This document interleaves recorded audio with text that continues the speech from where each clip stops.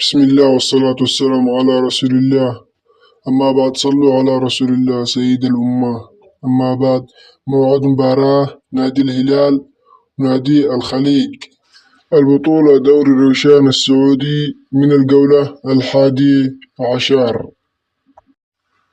شاركونا رأيكم وتوقعاتكم في التعليقات. من الفائز في هذه المباراة؟ مباراة من العيار الثقيل، نار نار نار بعد كل التصفيات.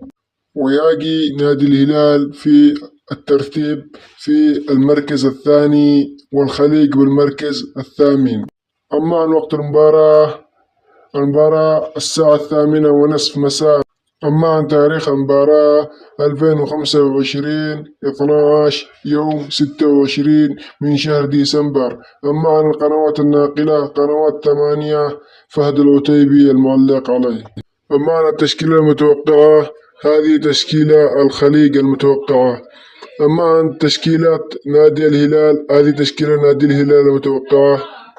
لا تنسوا دعمنا باللايك والاشتراك وتفعيل زر الجرس والاشتراك بالقناة لكي يصلكم كل جديد. ولا تنسوا الصلاة والسلام على رسول الله، والسلام عليكم ورحمة الله وبركاته.